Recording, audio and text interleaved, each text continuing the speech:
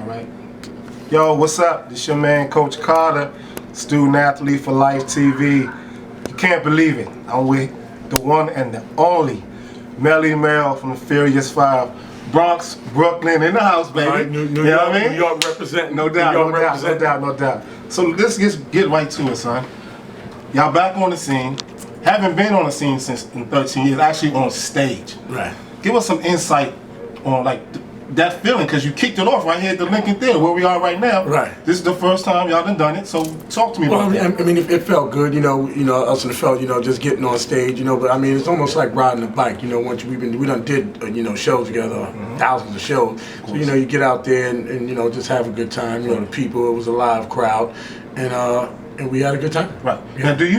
Now coming from that type of situation, do you think there's going to have to be some elements to like reinvent yourself, or I mean, how you gonna keep this going? That's I would think so. Because like right now, it's like you can't really promote songs like how you used to promote songs back in the day. It's a whole different. You have to find a different component to get a new vehicle, or maybe it could be a commercial, or maybe it could be a reality show. Right. It's not to kick it off. Yeah, it's not the brand. It's not as simple as okay, you can make a record and then DJs will play it. It's something totally different. It's not happening like that no more. So you definitely got to reinvent yourself. So do you guys have like meetings? I mean, what's the strategy? Give us the insight. You know what I mean? Because I know everybody's spread around.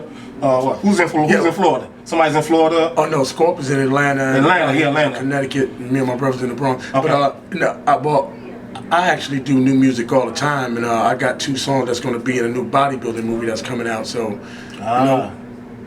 we gonna figure it out though. Okay. Because at the end of the day, real talent, it always holds its own level. Exactly. And actually now it's going to be easier than even back then, because back then you actually had to know how to do it. Right. Exactly. It ain't like there's a whole lot of talent out there. You know what I mean? Right. So we just gotta get to the point where we could display the talent, and then everything else. Once we're seen, on whatever night talk show, whatever it is. But once you get that one moment, and then everything else kind of snowball. Right.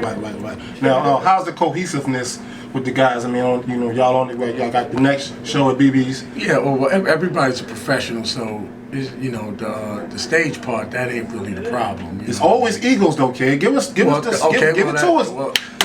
We want the insight, son. Well, you know what? I know I got an ego, and it's just a question of who's going to work with who else, and how to get together and how to compromise. You know what I mean? Because nobody's boss, and I don't work for nobody, so you have to make a compromise and get down to what actually is going to be best for the group, for the show, and then first of all for the people. Right. Well, obviously when you guys are out there performing, everybody's into everything that you guys are doing. I mean, you obviously can engage with the crowd. I mean, tell us how you're going to continue to keep that going. Well, it comes natural. We are basically natural entertainers, and when you get a crowd out there, when you get in front of a crowd, whether it's 6 people or 60,000, you go into your mode, and you're put there to make the crowd have a good time. That's my job, and I take it serious like it's like a teacher, a preacher, or anything else. That's what I do. I come and I give somebody a moment for now, or I bring them back to a moment then. Right. That's what entertaining is all about. And when you understand that, you get to be the best. You get to be one of the best at it. You know what I mean? So that's what it's all about. So it basically comes easy. That's easy. Now I'm gonna ask you about what's on the music scene today. I mean, in your mind's eye, who's hot and who's not real hip hop? Because you was emphasizing that on stage, real hip hop. Well, you know what? Me personally, I don't like or dislike anything. I just don't appreciate it. Right. Because it's You trying to draw some names? Well, I mean, whoever's out there. I mean, like in other words, I like Lil Wayne. I just don't appreciate Lil Wayne. You see what I'm saying? Right. Any of them do. 2 Chainz. I'm not gonna say I like them or dislike them, but I just don't appreciate them because of what hip hop really means. Like hip hop to black people was like country music was to white people, and it was the music of the poor. It represented who we was, what we was about, how we came up, etc., etc. Now hip hop is like the music of the dope dealer. It's like they took that away from their own people. Like you don't see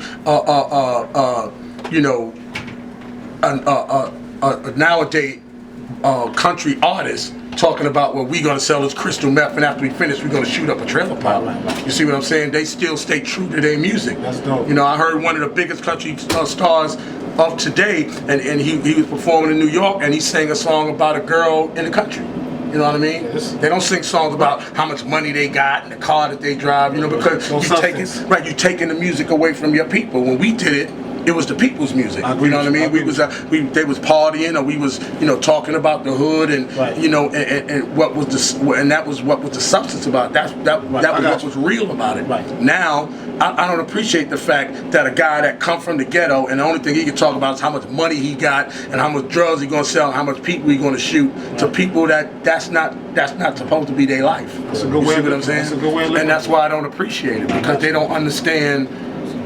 They don't understand their part of entertainment. I feel a book coming. I think that's you know what I mean? That's and that's the title right there. I don't appreciate it. Right. Right. I'm trying to tell you, yo, that's a good book title there. You know what I'm saying? Right. Well, look, in addition to having an entertainment component to the organization, we also have we're a student athlete organization. We have a concussion awareness campaign. We're trying to help young athletes, you know, learn more about what a concussion is, what the risk factors are. I mean, you watch football, of course, right? Yeah. What is your personal take on the concussion issue within the NFL, as well as with young athletes? Well, I think, you know, being an athlete, you know, because I've been training, you know, since I was in my teens, and been in the gym, you know, since I was in my early 20s.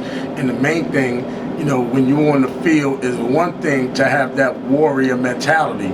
It's a whole nother thing to be smart. Right. So if you're going to train smart, and then at the same time you still got to play smart, you know, and you want to leave it on the field, but then sometimes you got to pick your shots, right. because it's always that, you know, maybe, you know, if you would have laid up a little bit, or if you would have just, you know, ease up off the gas a little bit, whereas you could avoid an injury. Exactly.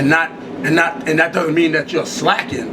That means that you're just being smart. Right. You know what I mean? Because that's the main thing. At all times, you want to be in good shape. You want to stay in good shape, but you want to perform at your optimum and peak condition.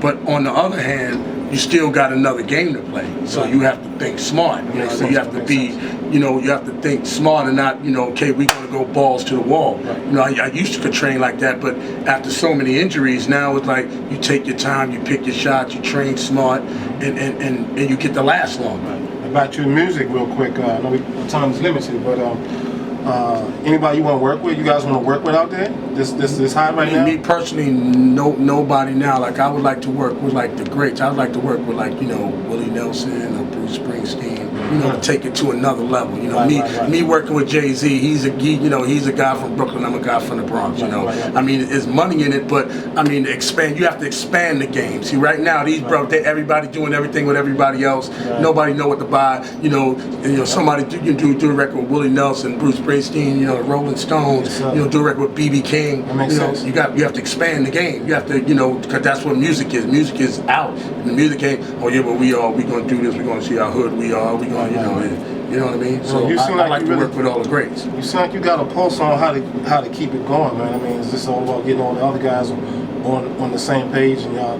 turning the corner and making it happen. Right, and it's going to happen because, you know, like I said, this is what we do. I mean, it ain't like I know how to make a pizza. You know what I mean, this is it.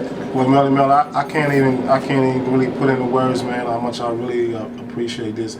Being from Brooklyn, my man from Brooklyn, you know, he know more about you than me, but he ain't want to talk. You know what I'm saying? He ain't want. I don't even know why he's quiet over there right now. Man, I just remember you on the train, man. All right. Yeah, you say, hey, what's up, little dude? I was like, now look at me. All right. I'm finally meeting you for real. Oh yeah. Yeah, but we appreciate you, man, and I'll keep doing what you're doing, and we want to thank you My for brother. taking up the time. One love, SAFEO, baby, in the house. We're gonna take some quick still shots, and that's all right.